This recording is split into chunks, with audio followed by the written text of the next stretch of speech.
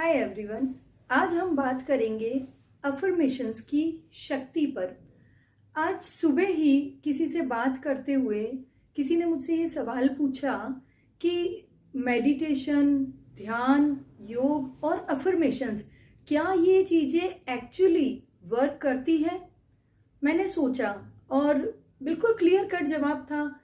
Yoga, meditation और affirmation तीन अलग अलग चीज़ें हैं, लेकिन इन तीनों का कॉम्बिनेशन एक स्ट्रॉन्ग सपोर्ट सिस्टम है जो हमारी इमोशनल और मेंटल वेल बीइंग के लिए बहुत इम्पॉर्टेंट है। तो योगा और मेडिटेशन पे बात ना करके आज मैं बात करने जा रही हूँ अफर्मेशंस पर। अफर्मेशन का मतलब है अपने आप को या किसी और को कुछ पॉजिटिव चीज़ें रिपीटेड मोड पर हम बोलते रहें। ये तो एक स्टूडेंट लाइफ में हमने सीखा ही है कि किसी भी चीज़ को अगर हम रिपीटेडली पढ़ते हैं या सुनते हैं या देखते हैं तो वो चीज़ कहीं ना कहीं हमारे सबकॉन्शियस माइंड में स्टोर हो जाती है। तो इसी तरह से अफर्मेशंस अगर हम रिपीटेड मोड में देते रहते हैं, अगर मैं खाना बना रही हूँ और मैं अपने आप को रिपीटेडली बोलती रहती हूँ, चाहे मन में ही बोलूँ मैं बहुत अच्छा खाना बनाती हूँ, मैं जो खाना बना रही हूँ वो मैं भगवान का नाम लेते हुए या कोई मंत्र चैंटिंग करते हुए बना रही हूँ, ये खाना बहुत ही पौष्टिक होगा, मेरे बच्चों, मेरे हस्बैंड, मेरी फैमिली के लिए ये खाना जो है बहुत ही पौष्टिक बनने वाला है, बहुत ही स्वादिष्ट बनने वाला है। इस तरह की चीज़ें अगर मैं अपने मन में रिपीट करती रहती हूँ तो कहीं ना कहीं वो वाइब्रेशंस उस खाने में, उसके स्वाद में, उसके गुणों में सम्मिलित हो जाती है। ये बातें मैं आज आपसे क्यों कर रही हूँ? कहीं ना कहीं ये बातें बहुत इम्पॉर्टेंट हो जाती हैं बच्चों के कॉन्टेक्स्ट में। हमारी पेरेंटिंग को ये चीज़ें बहुत ज़्यादा इम्पैक्ट डालती है, इफेक्ट करती है। कैसे? बच्चों से हम दिन भर में कितना कम्युनिकेशन करते हैं। 1 मिनट के लिए सोचिए क्या होता है वो कम्युनिकेशन।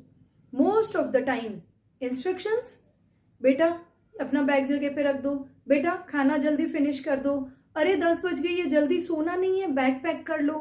दिन भर हम बच्चों को इंस्ट्रक्शंस देते रहते हैं और अदरवाइज किसी ना किसी तरह की कंप्लेन, किसी ना किसी तरह की कंपैरिजन, देखो उसकी बेटी ने तो ऐसा किया, आपने ये नहीं किया। इस तरह की बातें रिपीटेडली हम बच्चे के सामने बोलते रहते हैं। बट हम ये भूल जाते हैं कि हमारे द्वारा बोली गई बातें कहीं ना कहीं बच्चे के सबकॉन्शियस माइंड पे असर डाल रही है।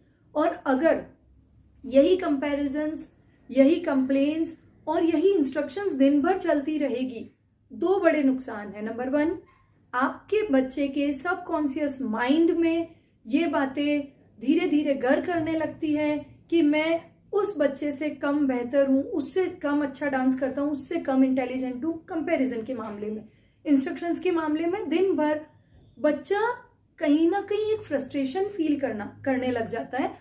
और दूसरा बड़ा नुकसान है, आपके और आपके बच्चे के बीच का जो बॉन्ड है वो स्ट्रांग नहीं हो पाएगा। बच्चा आपसे इमोशनली कनेक्ट फील नहीं कर पाएगा, अपने मन की बात, अपनी परेशानी, अपनी फ्रस्ट्रेशन आपके साथ शेयर नहीं कर पाएगा। तो अफर्मेशंस कितना इंपॉर्टेंट रोल निभाती है, कुछ दिनों के लिए इसे आप अपनी रूटीन का एक पार्ट बनाकर देखिए, ट्राई करके देखिए। कुछ ही दिनों या हफ्तों में आपको इसका इम्पैक्ट दिखने लगेगा। जब भी हम बच्चे से बात करते हैं, पॉजिटिव रीइंफोर्समेंट को अपने बिहेवियर में शामिल कीजिए, अपनी बातचीत में शामिल कीजिए। कैसे? जब भी हम बच्चे से बात करते हैं, अगर मेरा बच्चा लिखने की स्पीड उसकी स्लो है सॉरी, लेकिन उसकी हैंडराइटिंग अच्छी है, तो रादर देन रिपीटिंग अरे तुम कितना स्लो लिखते हो, यू मस्ट से वाह तुम्हारी हैंडराइटिंग कितनी सुंदर है। इसके साथ ही अगर तुम्हारी स्पीड भी थोड़ी बढ़ जाए तो तुम्हारे मार्क्स, तुम्हारे स्कोर बहुत अच्छे आ सकते हैं। अपने सेंटेंसेस को पॉजिटिव वे में कहना सीखिए और दिन में हमारे कम्युनिकेशन में कोशिश कीजिए कि पॉजिटिव रीइंफोर्समेंट जो है वो बढ़े, अफर्मेशंस जो है वो पॉजिटिव वे में दे। जो बच्चे की खूबियां हैं उन्हें गिनाइए, आप बहुत सुंदर हो, आपकी हैंडराइटिंग बहुत प्यारी है, तुम डांस बहुत अच्छा करती हो, तुम्हारा किसी भी चीज़ को ऑब्जर्व करने का तरीका बहुत अच्छा है। कई बार क्या होता है, टॉडलर्स जो हैं वो बहुत क्यूरोसिटी होती है उनके माइंड में ना। आप एक टीवी देख रहे हैं, कोई सीरियल या मूवी, और आपके साथ आपका बच्चा बैठा है, वो बार बार आपसे क्वेश्चंस पूछता है, मम्मा ऐसा क्यों हुआ, पापा इन्होंने ऐसा क्यों कहा। हम फ्रस्ट्रेट हो जाते हैं कि मैं टीवी देख रही हूँ, मैं मूवी देख रही हूँ और ये मुझे डिस्टर्ब करता है, तो हम क्या कह देते हैं, अरे थोड़ी देर चुप बैठो, टीवी देखने दो। हमारा रिएक्शन क्या होना चाहिए, रादर देन फ्रस्ट्रेट होना, रादर देन बच्चे को डांट के चुप करा देना, हमें बच्चे के उन सवालों के जवाब देने की कोशिश करनी चाहिए। अगर हमें लगता है कि वो सीन इंपॉर्टेंट है, हम उसे मिस नहीं करना चाहते, तो हम बच्चे को प्यार से कह सकते हैं, बेटा please wait for 5 minutes, break में मैं आपको समझा दूंगी। तो अपना तरीका हमें पॉजिटिव करना होगा और अपना जो अफर्मेशन है वो पॉजिटिव वे में बच्चे के सामने रिपीटेड मोड में हमें देना होगा। जो जो काम बच्चा नहीं करता है या ठीक से नहीं करता है, वो हम जितनी बार बोलते हैं उसकी बजाय फोकस ये करें कि जो जो काम बच्चे ने अच्छे तरीके से किया, बिना आपके कहे किया, या जो उसकी स्पेशलिटी है, जो उसकी कैरेक्टरिस्टिक्स है, जो भी पॉजिटिव उसके बिहेवियर की बातें हैं, उनको रिपीटेड मोड में दोहराते रहिए। कहीं ना कहीं बच्चे के सबकॉन्शियस माइंड में वो तारीफें, वो अप्रिशिएशन, वो अफर्मेशंस सबकॉन्शियस माइंड में धीरे धीरे सेटल होते जाएंगे। और एक बात हमेशा याद रखिए कि जिस चीज को हवा दी जाती है वही अंगारे बढ़कर आग का रूप ले लेते हैं। तो अगर हम बच्चे की पॉजिटिव क्वालिटीज को, कैरेक्टरिस्टिक्स को हवा देंगे, मोटिवेट करेंगे, पॉजिटिवली रीइंफोर्स करेंगे, तो धीरे धीरे बच्चे की पर्सनैलिटी ग्रूम होकर पॉजिटिव क्वालिटीज उसमें और निखर कर आएगी।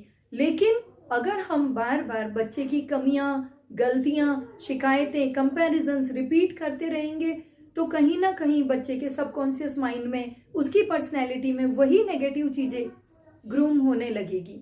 और साथ ही साथ बच्चे की पर्सनैलिटी में पॉजिटिविटी या नेगेटिविटी ग्रूम होने के साथ एक इम्पॉर्टेंट एस्पेक्ट, जितना आप बच्चे को प्यार से अफर्मेशन देते हुए पॉजिटिव चीजें एनकरेज करेंगे, उतना आपका और आपके बच्चे का जो इमोशनल बॉन्ड है वो स्ट्रांग होता रहेगा। तो this is the power of positive affirmations. I hope you will find this video effective and important. Thank you.